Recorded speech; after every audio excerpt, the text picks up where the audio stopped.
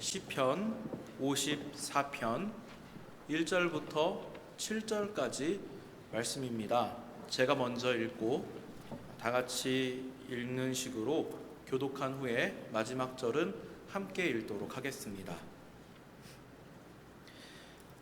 하나님이여, 주의 이름으로 나를 구원하시고 주의 힘으로 나를 변호하소서.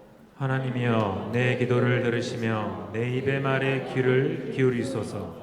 낯선 자들이 일어나 나를 치고 포악한 자들이 나의 생명을 수색하며 하나님을 자기 앞에 두지 아니하였음이니이다. 하나님은 나를 돕는 이시며 주께서는 내 생명을 붙들어 주시는 이시니이다 말라. 주께서는 내 원수에게 악으로 갚으시리니 주의 성실하심으로 그들을 멸하소서. 내가 낙헌 자로 주께 제사하리이다. 여호와여, 주의 이름에 감사하오리니 주의 이름이 선하심이니이다. 같이 읽도록 하겠습니다. 참으로 주께서는 모든 환난에서 나를 건지시고 내 원수가 보응받는 것을 내 눈이 똑똑히 보게 하셨나이다. 아멘. 오늘은 본문 시편 54편의 말씀으로 도망자의 찬송이라는 제목으로 말씀 전하도록 하겠습니다. 찬송은 하나님께 드리는 고백입니다. 그냥 우리 감정을 따라 부르는 노래와는 다르게 분명한 목적이 있는데 바로 하나님께 영광을 돌려드린다는 것입니다. 그런데 물론 우리 각자는 하나님께서 당신의 형상을 따라 지으신 존귀한 하나님의 자녀이고 하나님의 형상임에는 틀림없습니다만, 제가 조금 과격한 표현을 해서 혹시 오해하실 수 있어서 먼저 경고의 말씀을 좀 드리도록 하겠습니다. 우리의 찬양과 하나님의 영광은 사실 아무런 상관이 없습니다. 이렇게 이야기를 하면 이제 오해를 하시니까 꼭 우리 말은 끝까지 들으셔야 됩니다. 그죠? 우리의 존재나 우리 찬송이 하나님께 영광을 올려드리는 것은 마땅한 일임에도 불구하고 우리가 찬양하지 않는다고 해서 우리의 존재가 하나님께 영광을 올려드리지 않는다고 해서 하나님이 영화로우시지 않으시냐? 그렇지 않다는 이야기를 하고자 하는 것입니다. 하나님께서는 존재 그 자체로 영광이신 분이십니다. 아멘. 우리의 찬송을 받으시기에 너무나도 합당하신 분이시지만 우리가 찬양하지 않는다고 해서 하나님이 영광을 못 받으시는 분이 아니다라는 것이죠. 그럼에도 불구하고 하나님께서 우리를 당신의 영화로운 자리에 초대하셔가지고 이렇게 함께 찬양할 수 있음에 감사하는 것이죠. 오늘 우리 샬롬 찬양대도 하나님 앞에 아름다운 고백을 올려드리셨는데 너무나도 은혜 받았습니다. 이 찬양이라고 하는 것이 하나님께 올려질 때 그 아름다움으로, 그 영화로움으로 하나님을 영광스럽게 하는 것이 우리가 꼭 하나님을 고백해서 하나님이 영광스러우신 것이 아니라 하나님은 존재 자체로 영화로우신 분이시기 때문에 우리가 찬양할 수 있음에 감사할 일이다 라는 것이죠. 이 점을 좀 기억하시면서 오늘 다윗이 고백하는 이 시편을 함께 살펴보면 좋을 것 같습니다.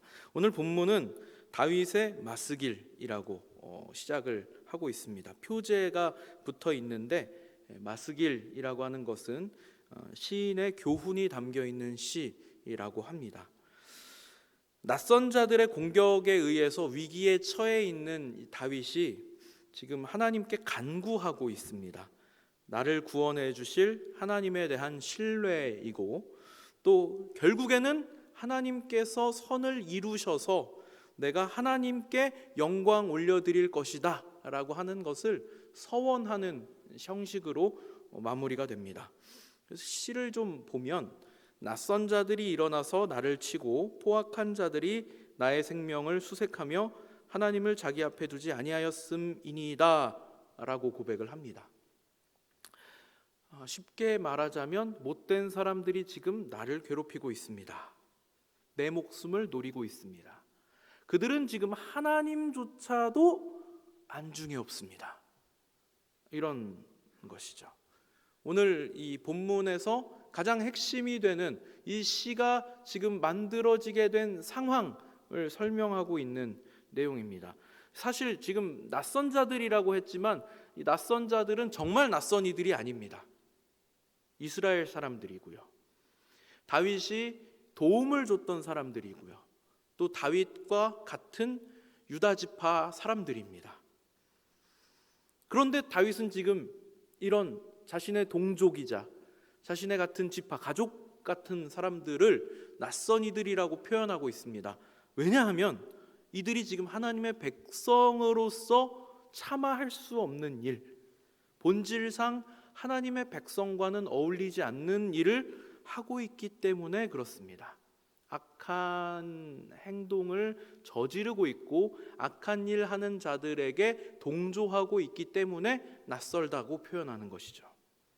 조금 더 구체적으로 보면요, 강포한 자 이렇게 표현하고 있는데 사울과 그 군대를 이야기합니다. 그러니까 지금 이 상황은 사울과 그 군대에게 동조하고 있는 자신의 동족, 자신이 도와줬던 사람들, 자신과 같은 유다 지파 사람들 때문에 다윗이 하고 있는, 하나님께 호소하고 있는 그런 내용인 것이죠.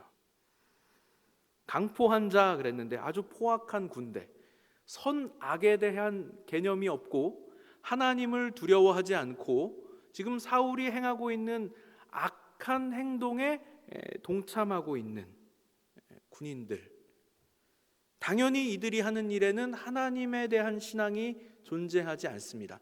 물론 사울은 자신의 편에 선 이들을 향하여서 여호와께서 뭐 이런 표현을 사용합니다. 그렇지만 그것은 결코 하나님을 두려워하는 행위가 아닌 것이죠.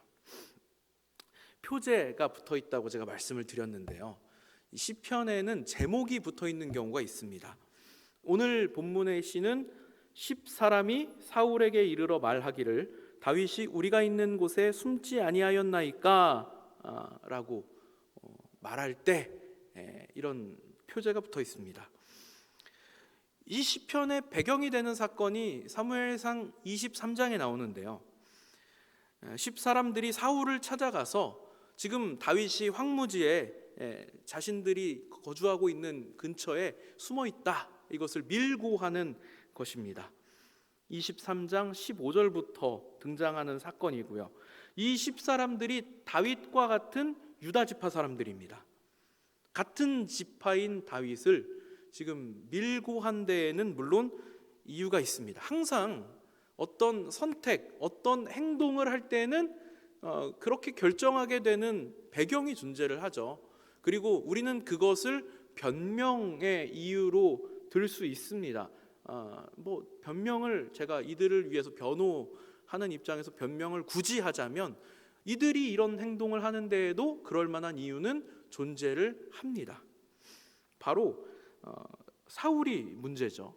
앞장 사무엘상 제가 23장이 배경이라고 했고 그 앞장 22장에 보면 이런 사건이 있습니다. 다윗이 사울을 피해서 도망을 치다가 먹을 것을 구하고 또 싸울 수 있는 무기를 구하는 장면이 나옵니다. 그때 노베 제사장 85명을 다윗을 도왔다는 이유로 사울이 무자비하게 학살을 합니다. 그리고 이 제사장들이 사는 성읍에 거주하고 있는 아무 죄도 없는 민간인들 또한 무참하게 본보기로 죽여버립니다. 이걸 온 이스라엘이 목격한 상황입니다. 그러니까 지금 사울이 행하고 있는 일이 공포 정치이기 때문에 이 10사람들은 같은 지파, 유다 지파의 다윗이 자신들 근처에 피해 있는 것을 먼저 가서 적극적으로 우리와 함께 있습니다 라고 신고하고 있는 겁니다.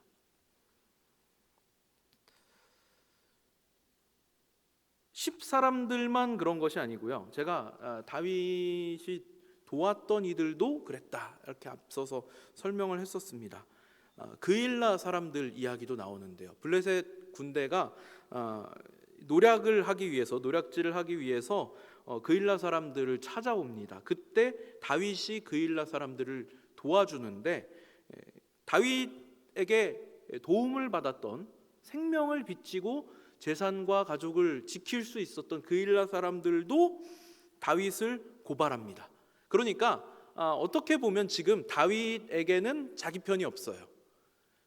몇 명 소수의 다윗과 함께 행동하고 있는 사람들만 자기 편인 상황입니다. 그 외에는 누구도 신뢰할 수 없고 누구에게도 자신을 맡길 수 없는 상황에 처해 있습니다. 사무엘상 23장 19절부터 23절까지인데요. 먼저 제가 한번 읽어보도록 하겠습니다. 그때에 10사람들이 기브아에 이르러 사울에게 나와 이르되 다윗이 우리와 함께 광야 남쪽 하길라산 숲을 요새에 숨지 아니하였나이까? 그러하온즉 왕은 내려오시기를 원하시는 대로 내려오소서. 그를 왕의 손에 넘긴 것이 우리의 의문이이다 하니 사울이 이르되 너희가 나를 긍휼히 여겼으니 여호와께 복받기를 원하노라. 어떤 사람이 내게 말하기를 그는 심히 지혜롭게 행동한다 하나니 너희는 가서 더 자세히 살펴서 그가 어디에 숨었으며 누가 거기서 그를 보았는지 알아보고 그가 숨어 있는 곳을 정탐하고 실상을 내게 보고하라. 내가 너희와 함께 가리니 그가 이 땅에 있으면 유다 몇천 명 중에서라도 그를 찾아내리라 하더라. 이런 상황인 겁니다. 같은 집안 사람들이 다윗이 지금 우리 동네에 숨어 있습니다 라고 사울에게 가서 몰래 지금 고발을 한 상황이죠. 다윗 입장은 어떨까요? 너무나도 억울하겠죠. 자기를 왕으로 세우겠다고 하나님께서 기름을 부으셨습니다. 내가 너 왕으로 삼을 것이다. 그러면 한번 생각을 해보세요. 우리가 응답을 받았다 그러면요, 응답이 곧장 이루어지기를 바랍니다. 하나님께서 내가 널 왕으로 삼겠다 말씀하셨는데 심지어 이건요 다윗이 요구한 것도 아니죠. 그는 그냥 아버지 양을 치던 사람입니다. 그런데 하나님께서 굳이 다윗을 찾아내셔서 내가 널 왕으로 삼겠다 하신 거예요. 그래 놓고 방치하는 것처럼 보이죠. 분명히 왕으로 삼겠다고 하셨는데 아직 다른 왕이 있어요. 그리고 심지어는 그 왕이 자기를 죽이려고 합니다. 얼마나 억울하겠습니까? 도망자 신세에 자기가 위기에 빠진 사람들을 긍휼히 여기는 마음으로 도왔을 때 그들이 자신에게 선대하는 것이 아니라 오히려 사울에게 가서 밀고하고, 같은 지파 사람들이라고 조금 기대해본직 하잖아요. 그래서 근처에 가서 숨었을 때 같은 지파 사람들도 여지없이 사울에게 가서 지금 다윗이 우리 속에 같이 있는 것 제가 지금 말하러 왔습니다 하는 겁니다. 결국 포위되고 말죠. 그곳이 마온 황무지라고 해서 엔게디 요새 근처입니다. 거대한 암석이 있는 곳이고 마치 이 다윗이 지금 도간에 든 쥐처럼 이렇게 포위되어 있는 상황이고요. 24절부터 26절까지 제가 이어서 읽어드리겠습니다. 그들이 일어나 사울보다 먼저 시브로 가니라. 이 그들은 10사람들을 이야기합니다. 다윗과 그의 사람들이 광야 남쪽 마온 광야 아라바에 있더니 사울과 그의 사람들이 찾으러 온 것을 어떤 사람이 다윗에게 아뢰매 이에 다윗이 바위로 내려가 마온 황무지에 있더니 사울이 듣고 마온 황무지로 다윗을 따라가서는 사울이 산 이쪽으로 가매 다윗과 그의 사람들은 산 저쪽으로 가며 다윗이 사울을 두려워하여 급히 피하려 하였으니 이는 사울과 그의 사람들이 다윗과 그의 사람들을 애워싸고 잡으려 함이었더라. 아멘. 오늘 본문 시편 54편은요 이 상황에서 지금 다윗이 하고 있는 고백입니다. 기가 막혀요. 기가 막힙니다. 우리 같으면요 하나님을 원망하고도 100번은 더 원망했을 상황이 아닐까.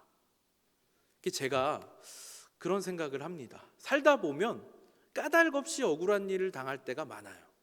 이게 예수님 믿는다고 해서 이런 일이 안 생기지 않습니다. 우리가 예수님 믿고 하는 일마다 다 형통하기를 바라고요. 저도 그렇게 축복하겠습니다. 제가 기도하고 우리가 바란다고 해서 우리 뜻대로 되진 않아요. 그죠? 참 속상한 일입니다. 오히려 어떨 땐 그래요. 야, 내가 예수 안 믿었으면 오히려 좀 더 낫지 않았을까 싶은 그런 불경한 생각도 해보게 됩니다. 잘 안 풀릴 때가 있어요. 억울할 때가 있습니다. 예수 안 믿었으면 차라리 욕이라도 한마디 쉽게 그냥 내뱉을 텐데 그러지도 못해 속병 납니다. 그죠? 참아야 돼. 도대체 왜 참아야 될까요? 내가 예수 믿는 사람이니까. 이것만큼 속상하고 억울한 멍해가 또 어디 있습니까? 그렇죠?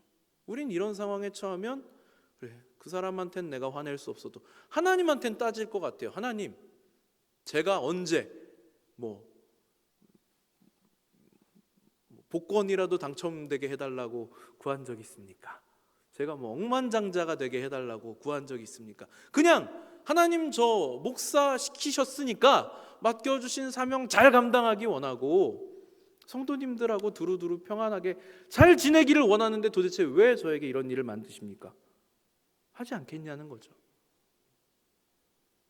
성도님들도 마찬가지일 겁니다. 내가 언제, 그죠? 내가 언제 왕 시켜달라고 한 적 있습니까, 하나님? 하지 않겠냐는 겁니다. 그런데요, 다윗이 이런 상황에서도 하나님 의지하기를 포기하지 않은 겁니다. 이 시편 54편 본문은요, 이런 상황에 처한 다윗이 하나님을 향해서 고백하는 신앙의 고백인 찬송인 겁니다. 본문을 다시 한번 읽어볼까요? 이번엔 같이 한번 읽어보겠습니다. 같이 한번 소리내서 읽어보도록 하겠습니다. 시작. 하나님이여 주의 이름으로 나를 구원하시고 주의 힘으로 나를 변호하소서. 하나님이여 내 기도를 들으시며 내 입의 말에 귀를 기울이소서. 낯선 자들이 일어나 나를 치고 포악한 자들이 나의 생명을 수색하며 하나님을 자기 앞에 두지 아니하였음이니이다. 하나님은 나를 돕는 이시며 주께서는 내 생명을 붙들어 주시는 이시니이다. 주께서는 내 원수에게 악으로 갚으시리니 주의 성실하심으로 그들을 멸하소서. 내가 낙헌제로 주께 제사하리이다. 여호와여 주의 이름에 감사하오리니 주의 이름이 선하심이니이다. 참으로 주께서는 모든 환난에서 나를 건지시고 내 원수가 보응받는 것을 내 눈이 똑똑히 보게 하셨나이다. 아멘. 근데요, 표제를 다시 한번 읽어보시기 바랍니다. 제목이 이렇게 되어 있습니다. 10사람이 사울에게 이르러 말하기를 다윗이 우리가 있는 곳에 숨지 아니하였나이까 하던 때에, 도망치는 중이에요. 지금 사울을 물리치고 나서 하는 찬양이 아닙니다. 핵심은 여기 있는 거예요. 지금 내 눈앞에 사방에 대적들이 나를 둘러싸고 있지만 나는 하나님만 바라보는 거예요. 다윗은 지금 그걸 하고 있는 겁니다. 하나님께 집중하는 거예요. 하나님을 향하여서 당신이 나와 함께 하심을 내가 믿습니다라고 고백하고 있는 겁니다. 내 대적들을 물리쳐 주실 줄 내가 믿습니다라고 고백하는 겁니다. 그러니까 무슨 일이 일어나요? 놀라운 사건이 일어나는 겁니다. 블레셋이 다시 군사를 일으켜서 이스라엘을 공격합니다. 사울이 다급하게 군대를 물리는 상황이 발생합니다. 지금 이 블레셋이 너무 급작스럽게 쳐들어왔기 때문에 빨리 가서 그들을 대항하지 않으면 큰일 날 것 같으니까 사울이 군대를 물립니다. 사무엘상 23장 27절 28절에 나와 있는 내용인데요. 같이 한번 읽어보도록 하겠습니다. 시작. 전령이 사울에게 와서 이르되 급히 오소서. 블레셋 사람들이 땅을 침노하나이다. 이에 사울이 다윗 뒤쫓기를 그치고 돌아와 블레셋 사람들을 치러 갔으므로 그곳을 셀라하 마느곳이라 칭하니라. 아멘. 그래서 그곳에 거대한 암석에 다윗이 이름을 붙입니다. 셀라하 마느곳이라고 이름을 붙이는데요. 성경책을 보시면요, 거기에 각주 이렇게 해갖고 분리하는 바위 이런 뜻이 붙어 있습니다. 오늘 사건을 기념하기 위해서 다윗이 이 이름을 붙인 거예요. 자신의 대적과 자신을 분리한 이 사건을 하나님께서 나와 함께 하심으로 내 대적을 나에게서 멀리하신 하나님을 영원히 기억하기 위해서 다윗은 셀라하 마느곳이라고 이름을 붙입니다. 위기의 순간에도 사람을 바라보지 않습니다. 위기의 순간에도 하나님께 원망하지 않습니다. 밀고한 사람들을 탓하지도 않았습니다. 보복하겠다고 이를 갈지도 않았습니다. 그저 하나님을 바라봅니다. 그 믿음은 모든 환난에서 구원해 주실 분, 절대적으로 신뢰해도 좋을 분을 향한 것이기 때문입니다. 다윗이 고백합니다. 주의 성실하심으로 그들을 멸하소서. 이게 우리가 오해하면 안 됩니다. 시편에 보면요, 가끔 다윗이 그래요. 자기가 너무 괴롭고 힘든데 대적들이 자기를 막 향하여서 공격할 때 하나님 쟤를 가만두지 마세요, 혼내주세요, 이런 찬양을 합니다. 근데 이게 저주하는 게 아닙니다. 저주하는 게 아니고요, 심판은 하나님께 맡기겠습니다를 하는 거예요. 하나님이 판단하시고 하나님이 저들의 악을 벌해 주세요 하는 겁니다. 하나님, 제가 저들에게 판단하지 않겠습니다. 하나님, 저는 하나님 자리에서는 죄를 범하지 않겠습니다. 하나님이 해주세요 하는 겁니다. 오해하시면 안 됩니다. 이건 저주가 아니에요. 나를 위해서 아닙니다. 하나님의 영광을 위해서 하시는 일입니다. 그러니까요, 왜 하필 블레셋이 그때 이스라엘을 공격했을까? 아무도 모르죠. 아마 다윗은 알았을 겁니다. 우리에게도 이런 믿음의 응답이 빨리 왔으면 좋겠는데 그런 일이 잘 일어나지 않아서 속상하죠. 그런데요, 다윗은 사실 지금 이렇게 하나님께서 급박하게 응답을 해주셨으니까 우리가 생각할 때 그래, 뭐 다윗은 하나님이 응답해 주셨으니까 그런 고백을 할 만하지, 이렇게 생각하실 수 있는데요, 제가 앞서서도 말씀드렸지만 이 고백은 일이 다 끝나고 나서, 구원받고 나서 하는 고백이 아니죠. 지금 눈앞에 어려움이 들이닥치고 있을 때 하는 고백입니다. 그래서 우리가 주목할 필요가 있는 내용이 있어요. 바로 낙헌제라고 하는 표현이에요. 아마 이런 일이 일어나지 않았다면, 하나님께서 때마침 블레셋을 일으키셔서 이스라엘을 공격하지 않으셨다면 정말 다윗에게 큰 일이 일어났을 수도 있습니다. 사울의 추격이 더 집요해졌을지도 모르고요, 더 괴로운 일, 어쩌면 아주 밑바닥까지 떨어지는 상황을 만나게 됐을지도 모르겠습니다. 그렇지만 만약에 그러했을지라도 저는 확신하건대 다윗은 절대 하나님을 향한 믿음이 깨지지 않았을 겁니다. 제가 앞서서 말씀드린 이 낙헌제라고 하는 것은요, 그야말로 감사하고 즐거운 마음으로 하나님께 자발적으로 드리는 제사입니다. 그러니까 이게요, 지금 내 문제가 해결됐기 때문에 하나님 드리겠습니다가 아니에요. 하나님 이 문제 해결해 주실 줄 믿습니다, 드리겠습니다예요. 굉장한 믿음인 거죠. 눈앞에 지금 나를 죽이겠다고 사울이 군사를 이끌고 쳐들어오고 있는데도 하나님 나 구해주실 줄 믿고 제가 하나님 앞에 낙헌제를 드리겠습니다 라고 고백하고 있는 겁니다. 복을 받았던 받지 않았던, 일이 이루어졌건 이루어지지 않았건 상관없이 나는 하나님께 제사하겠다라고 하는 거예요.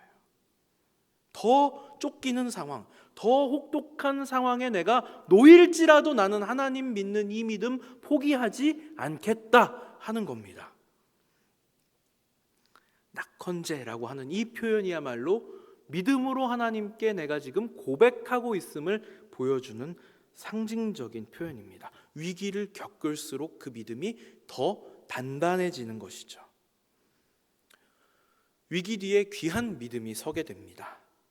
믿음은 믿음을 부릅니다. 신뢰 위에 신뢰가 더합니다. 망치로 맞으면 무쇠가 단단해지는 것처럼 우리 신앙도 위기를 맞으면 맞을수록 더 단단해질 줄 믿습니다. 지금 도망자 신세에 처한 다윗이지만 그럼에도 그는 찬송을 통해서 위기 가운데 하나님을 신뢰하는 믿음의 모습을 보이고 있습니다. 사랑하는 동선의 성도 여러분, 여러분도 어려움을 만나게 되실 것입니다. 지금 어쩌면 어려움 가운데 놓여 있으실지도 모르겠습니다. 사방이 나를 둘러싸고 있는 것 같은 외로움을 느끼실지 모르겠습니다. 어려움을 만나면 만날수록 더 빛이 나는 신앙인의 모습으로 승리하시기를 바랍니다. 임마누엘의 하나님이 여러분과 함께 하고 계십니다. 아멘.